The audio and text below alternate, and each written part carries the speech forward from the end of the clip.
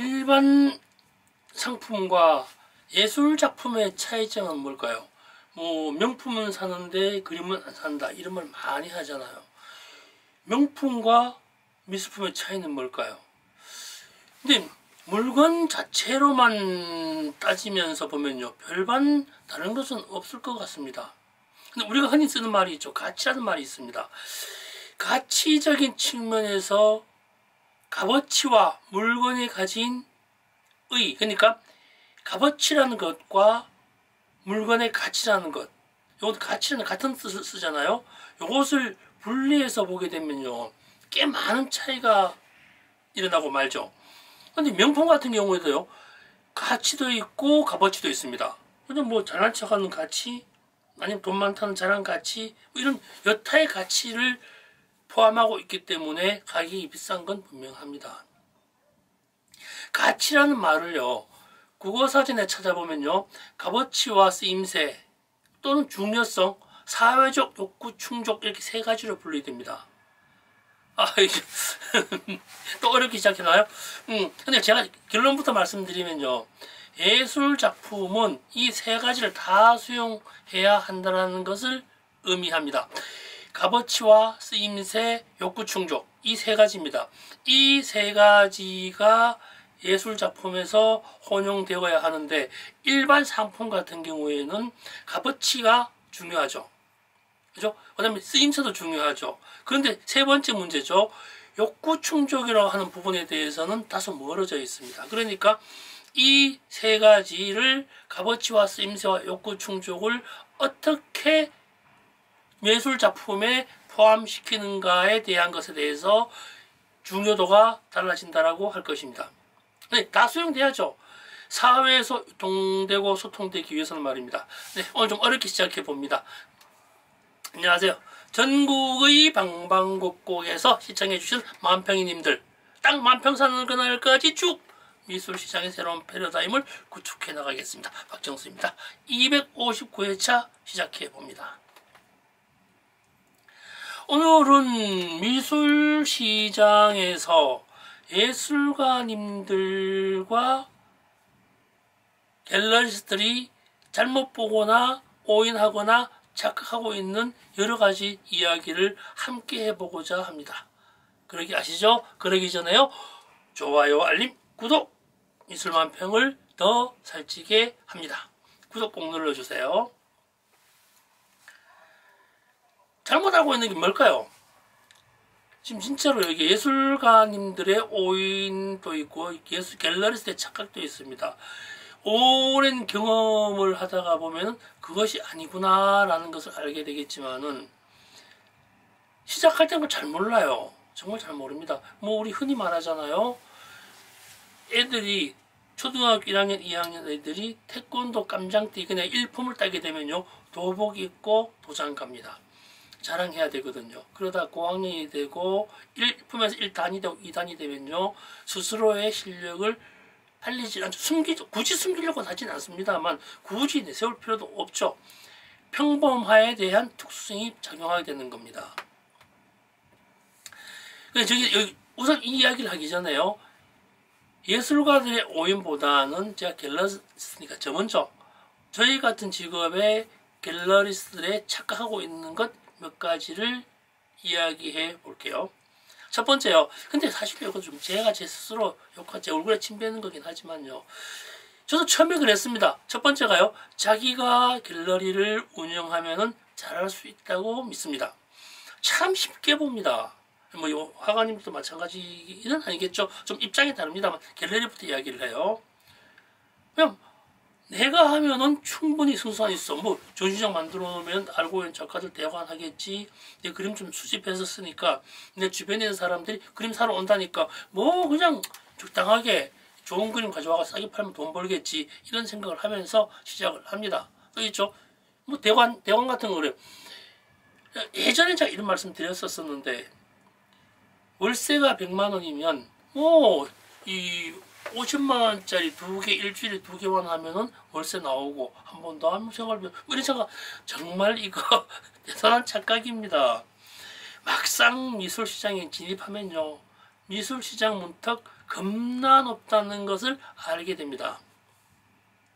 뭐 요즘 또 최근 아트페어가 범람하고 있죠. 뭐 이럴 때 그래요. 뭐 작가들한테 뭐 닥출해가지고 부스미 내고 팔리면 많이 가지면 되지 뭐.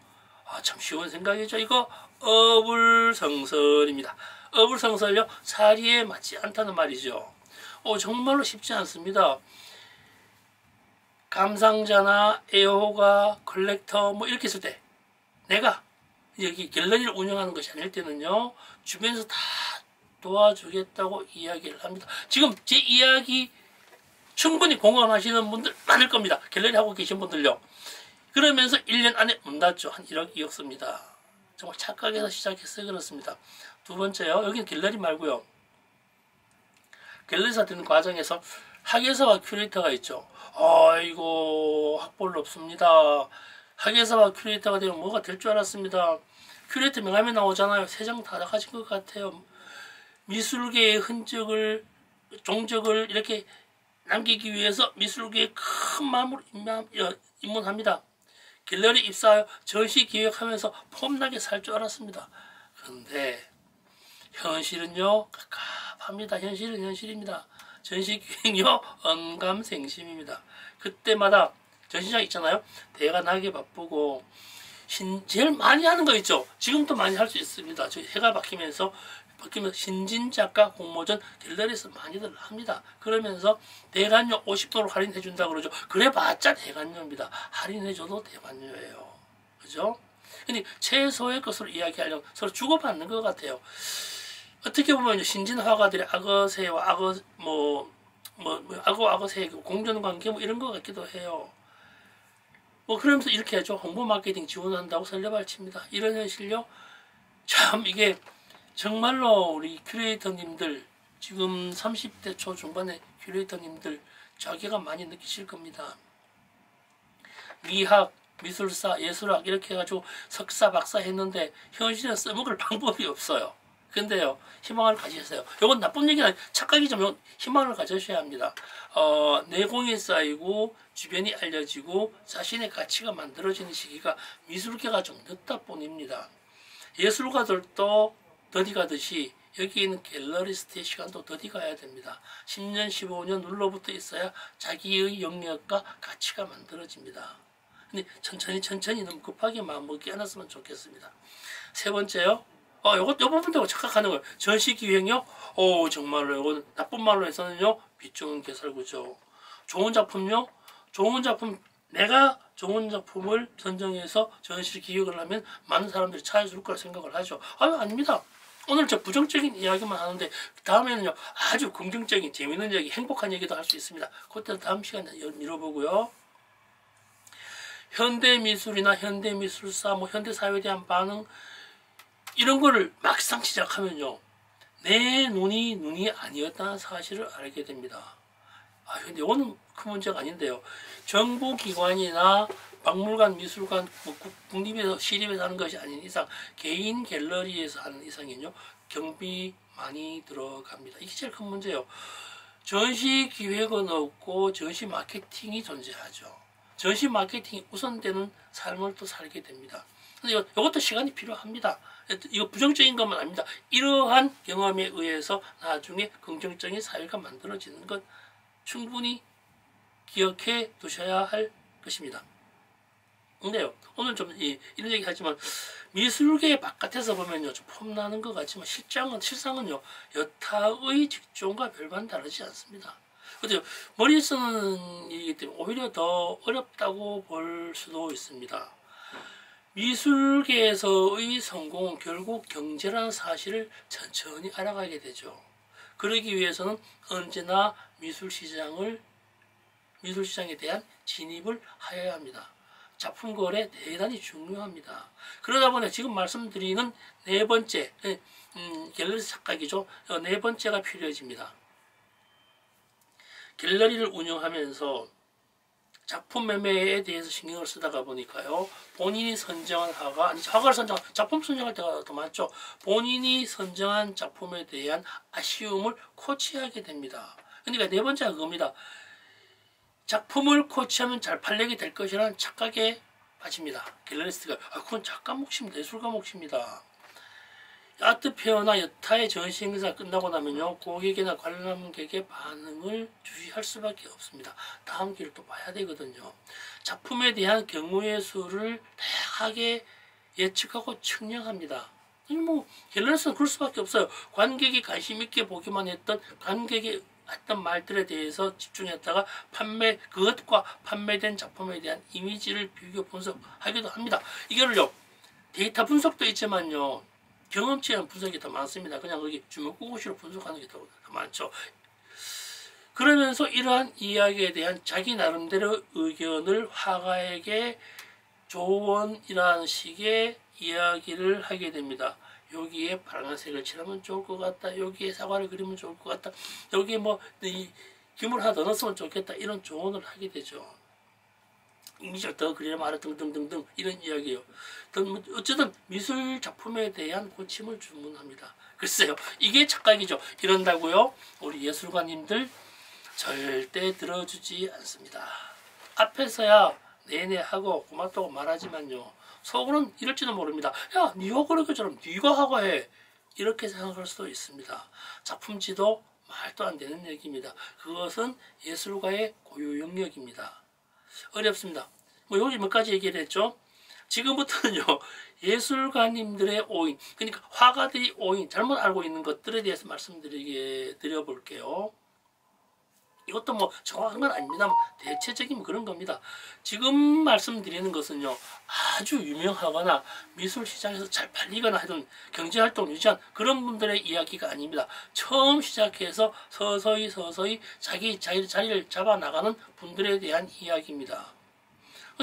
처음이죠. 그냥 여기 우리 어떤 순기능적 의미에서 보게 되면요, 초보 화가들이나 문화센터에서 배우신 분들이거나 아니면은 나이를 먹고 비전공자 아니면 그냥 그림을 접하게 된 많은 분들이 미술에 입문해서 화가하는 그런 과정의 초기에 대한 부분에부터 이야기를 해보는 겁니다.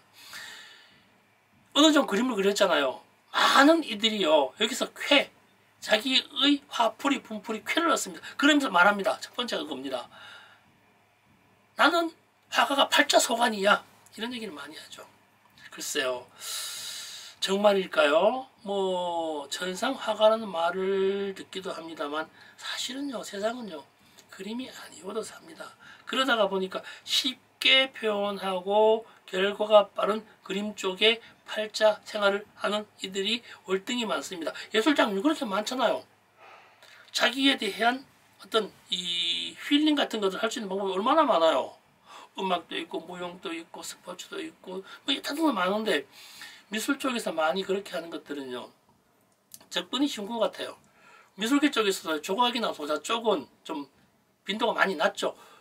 배워야 하는 시간도 오래 걸리고요, 작품 활동도 어렵습니다. 힘듭니다. 이 배움의 깊이가 다르거든요. 그림은 배우지 않아도 그냥 적당히 물감 쓸 줄 알면 되니까 그냥 그리면 되니까요. 근데 이 부분요, 엄밀히 말해가지고 자기 표현은 아닌가 싶습니다. 이게 제가 오인이라고 이야기하는 건요, 다 그렇다는 얘기는 아닙니다. 지금 맞아, 난 팔자 이것밖에 할 수 없어 하시는 분들요, 저 욕해도 어쩔 수 없는 부분인 것 같아요. 그런 거 아닌가. 두 번째는요, 이러한 시기가 조금 더 지나서 개인전을 한 번, 두 번 하게 되면요, 그 이후에는 자기 학대가 예술가의 고통인 줄 압니다. 오인이죠. 그래서 본인을 시대적 반항아로 믿기도 합니다. 또 있죠. 열심히만 하면 누군가가 세상이 알아줄 것 같습니다. 그렇지 않습니다. 밤샌다고 아니면은 물감의 시간 오래 있다고 작업실 오래 있다고 예술되는 거 아니거든요. 예술가 활동에 대한 시기가 지나면요, 예술가 활동에 대한 자기 철학과 자기 신념이 얼마나 중요한지 스스로 알게 됩니다. 세 번째 이야기 여기서 연결되는 겁니다. 두 번째보다 더 많은 작품 활동을 한 개인전 한 5번, 6번, 7번, 8번 이렇게 넘어가신 분들요, 이 사회적으로 큰 부각은 되었지 않았지만 어느 정도 작품 판매가 되었고 지인들도 있고 주변들이 가족이 형제자매 친지들이 자신을 화가로 알아주기 시작을 합니다. 화가 맞죠. 그리고 또 수강생이 있기도 합니다. 이제 오랫동안 했었으니까요. 이런 분들이 오인하는 것들이요. 간혹 다 그렇지는 않습니다. 좀 일부의 분들이 자신의 작품이 부적인 줄 압니다. 본인의 작품을 보고 행복했으면 좋겠다, 즐거웠으면 좋겠다, 뭐 이 돈 많이 벌었으면 좋겠다 이런 이야기를 합니다. 정말 무적같이 하는데요. 이거 문제 심각합니다. 예술이 무속적인 부적이 되어선 대단히 곤란하죠. 불가능을 가능으로 바꾼 전지전능한 것이 예술이 아니잖아요. 어디까지 효염이 있다면요, 그림을 보고 효염이 있다면요, 화가가 아니라 무속인이 되어야죠. 부적을 써야죠. 요건 이 얘기는요, 다음에 좀 다시 한번 거론할 기회가 있을 겁니다. 예술에 대한 가치와 아까 처음에 이야기했던 게 그거예요. 값어치와 쓰임새, 욕구, 충족 이 세 가지를 어떻게 분리하느냐에 대한 이야기가 여기에서 시작되는 겁니다. 차이가 큽니다. 이런저런 이야기를 많이 할 수밖에 없는 부분이긴 하죠. 어쨌든요, 이런 이야기를 하면서요, 갤러리스트가 되거나 화가가 되거나 뭘 하든 누구도 간섭하지 않습니다. 그냥 하면 되니까요. 오늘 이야기한 핵심은 그겁니다. 이런저런 이야기하는 것은 좀 더 나은 예술가, 좀 더 나은 갤러리스트, 좀 더 고민하는 이 예술계의, 미술계의 이 존재, 인자가 되었으면 좋겠다는 생각에서 말씀드리는 것입니다. 다시 말씀드리자, 맨 처음에 했던 이야기, 예술작품과 예술가에 대한 분리점에 있어서 예술작품이라면은 값어치와 쓰임새, 욕구 충족 이 세 가지가 한 몫에서 작용해야 한다. 이 부분을 다시 한번 강조하기 위해서 이런 이야기를 하게 된 겁니다. 갤러리스트도 마찬가지고요. 내가 어떤 쓰임새가 있는지, 나의 값어치는 얼마인지, 그리고 나의 결과물이 사회에 어떤 욕구 충족을 제공하고 있는지, 그것이 나의 어떤 구체적인 객관적인 욕구에 충족성을 주는 것인지, 이러한 것들을 다시 한번 생각해서 자기 위치를 찾아야 한다는 것이죠. 네, 많이 추워졌습니다. 즐거운 겨울 맞으시길 바라고요. 만평이님들께도 끝으로 다시 한번 물어봅니다. 이건 개인적인 겁니다.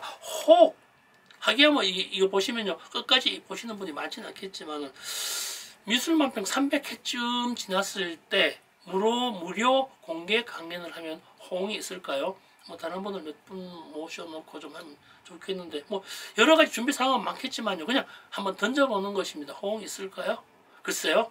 한번 댓글 한번 주시면 고맙겠습니다. 네, 즐거운 하루 되시고요. 여기까지 하겠습니다. 고맙습니다.